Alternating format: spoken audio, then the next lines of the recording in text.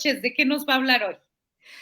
Pues, a propósito de lo que alcancé a escuchar un poquito, de Regino Infante sobre el tema de la Suprema Corte de Justicia de la Nación y, pues, todo lo que hay, con respecto a esta situación.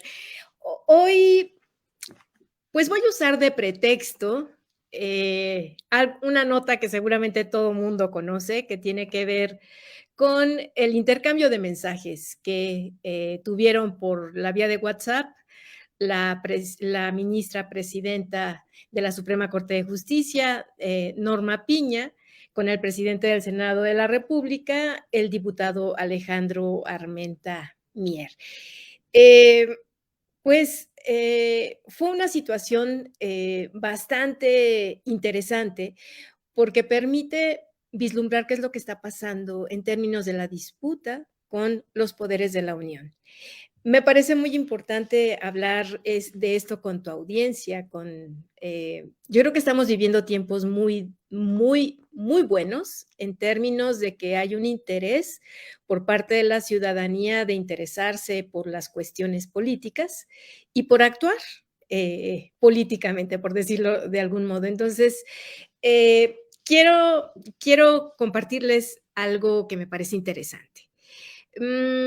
Esta discusión, este debate que primero apareció como que no se sabía si era en realidad verdadero, algunos periodistas que ya sabemos de derecha que siempre apuntan en favor, en contra y que van echando leña al fuego, de pronto quisieron salvaguardar a la ministra diciendo, no fue ella la que envió los mensajes, en realidad ella no podría actuar con el puesto que tiene, ella no podría enviar esos mensajes, empezó toda una discusión y al final, al siguiente día, ella dijo, sí, en efecto, fui yo, me disculpo con la gente que me apoya, mi familia, mis pares, y hasta ahí. ¿Esto qué muestra? Evidentemente estamos ante un escenario, sí democrático, en términos de que hay una división de poderes. Por primera vez en muchísimo tiempo no veíamos esta disputa y confrontación entre los diferentes poderes. Eso es un signo de democracia y no tiene por qué sorprendernos. Al contrario, cuando se genera un conflicto, que eso es algo que no estábamos acostumbrados a vislumbrar, cuando surge un conflicto, esto lo que permite es mostrar las identidades de los agentes políticos que están en disputa y nos permiten saber quiénes son. Se muestran en su transparencia en términos de los intereses que defienden, en términos de aquello que representan.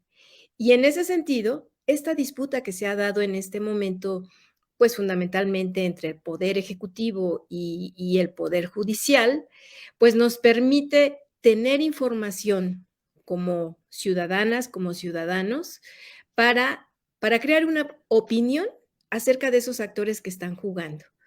Hoy sabemos perfectamente, seamos de izquierdas, derechas, de centro, sabemos lo que está defendiendo el Poder Judicial y lo que está defendiendo el Poder Ejecutivo, el juego que está teniendo también el Poder Legislativo en cuanto bisagra, ¿no?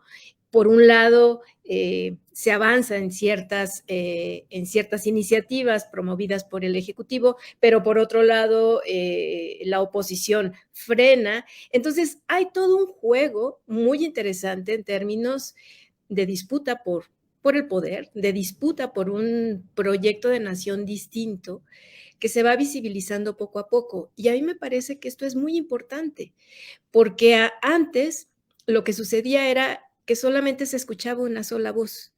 Y cuando solo se escucha una sola voz, significa que otras están siendo calladas. Hoy no es así. Hoy todas las voces están disputando, confrontándose y ¿cómo se confrontan? Pues defendiendo los intereses que representan. Si bien ha cambiado, ha modificado la relación de la Suprema Corte de Justicia hoy a partir de la llegada de la ministra presidenta Norma Piña. En el pasado también teníamos, digamos, la oposición permanente al Ejecutivo. No hay que olvidar que frenaron la cuestión de la ley de la industria eléctrica, y un conjunto de cuestiones que todo el tiempo ha estado esa disputa entre el Ejecutivo y la Suprema Corte de Justicia. Pero claro, esto se radicalizó con la llegada de Norma Piña.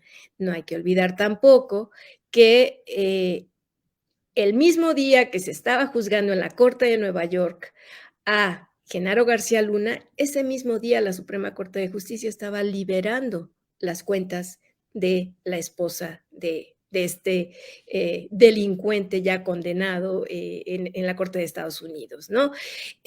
Tampoco hay que olvidar que esa misma Corte otorgó amparos a José Luis Abarca, uno de los responsables de la desaparición de los 43 de Ayotzinapa, y que recientemente se otorgó un amparo para liberar al Güero Palma, cofundador con el Chapo Guzmán del cártel de Sinaloa. Entonces, vemos un conjunto de situaciones que defiende y que protege la Suprema Corte de Justicia, que confronta los proyectos del Ejecutivo. Entonces, de algún modo, vemos los perfiles, vemos las identidades de estos poderes. Eso sería totalmente válido. Digamos, cada poder defiende en función, digamos, de diferentes características. Lo que es grave es que la Suprema Corte de Justicia y el Poder Judicial, perdón, y el Poder Ejecutivo y el Poder Legislativo no tendrían por qué plantear una oposición. Es decir, no es lo mismo el equilibrio de poderes, ¿no? Los tres poderes tienen funciones distintas, pero los tres tienen la calidad constitucional de poder. El problema es cuando uno de estos poderes ocupa el lugar de la oposición. Y eso es lo que llama la atención en este proceso. Llama la atención particularmente que la ministra presidenta Norma Piña ha tomado una postura, igual que sucedió con el INE, que era un instituto que debía ser neutral, que debía respetar técnicamente sus resoluciones. Lo mismo está sucediendo con la Suprema Corte de Justicia, que en lugar de ser un aparato técnico destinado a dirimir situaciones entre contrarios, está tomando la posición de oposición. Eso es lo que es grave y eso es lo que hay que rastrear y eso es lo que hay que observar como ciudadanía en términos de que el equilibrio y la división de poderes implica que ninguno de estos tres poderes se convierte en oposición. Me parece que es muy importante que esto lo conozca la audiencia para que lea con atención lo que está sucediendo con cada una de estas instancias. Siempre es necesario tener presente que las instituciones, las normas y los actores públicos no son entes asépticos, no son pulcros, no son puros, que siempre van a estar expuestos a poderes facciosos dispuestos a cooptarlos y adueñarse de su legitimidad. Y eso es lo que está sucediendo ahorita con la Suprema Corte de Justicia de la Nación. Marta Olivia, ese sería mi comentario. Ángel Nakamura.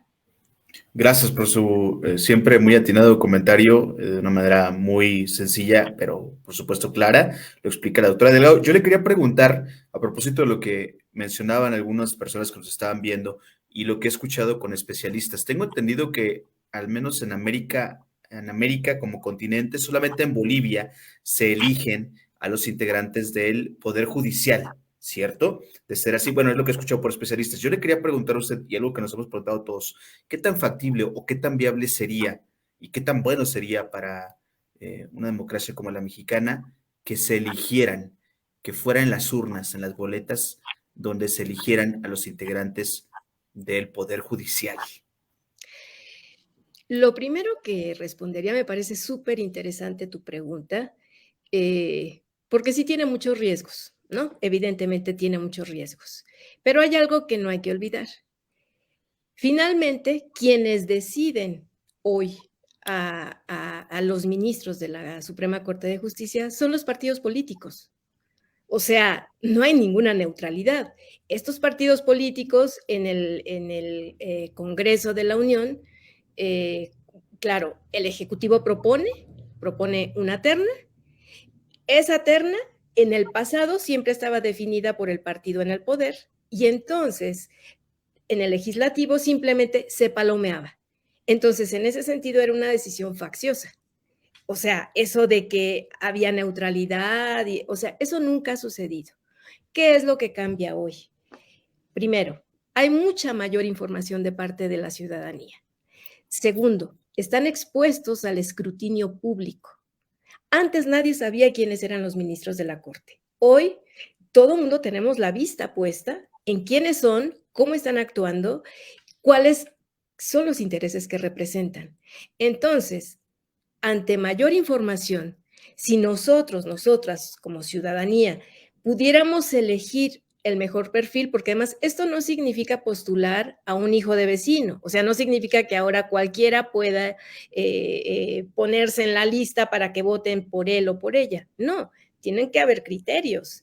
Y esos criterios, bueno, el primero es que sean abogados, que tengan una trayectoria coherente, ética, que tengan experiencia, o sea, son un conjunto de cuestiones que también estarían de algún modo vinculadas a los tres poderes de la Unión, o sea, los tres poderes postularían 20 candidatos por cada uno, por cada poder. Y luego la ciudadanía conocería esos perfiles y sobre eso decidiría. El riesgo que la gente ve es que eso se vuelva clientelar, que del mismo modo que los partidos políticos llevan a votar en masa a la gente regalándoles cosas, que sucediera lo mismo o algo equivalente con la Suprema Corte de Justicia. Es más complicado. Primero, insisto, la información hoy es distinta. Están expuestos al escrutinio público y la gente tiene más información, la gente tiene más capacidad para decidir. Entonces, las sociedades van evolucionando y la democracia también va cambiando. Y en ese sentido, no somos el mismo país hoy que hace 30 años. Entonces, yo creo que vale la pena en todo caso generar una educación cívica de información abierta. Este tipo de noticieros como el que ustedes realizan son extraordinarios porque son, además de informar, son pedagógicos y además involucran a la gente. Yo veo el chat y la gente está, la audiencia está participando, forma parte de estas decisiones, incluso ponen a cuestión a quienes estamos aquí, ¿no? Los cuestionan a ustedes, a mí, o sea, ha cambiado muchísimo eso. Entonces, yo creo que sí estamos en condiciones de organizarnos de una manera más democrática y, en efecto, para que los poderes de la Unión disputen entre ellos, pero que no ocupen un lugar de oposición. Eso es lo que sí es gravísimo, gravísimo, porque eso es lo que ha producido el lawfare en América Latina justamente, en donde el Poder Judicial hace que la oposición, como no ganó en las urnas con el voto, gane con leyes a modo. Y eso sí es lo que es muy grave y tenemos que frenar.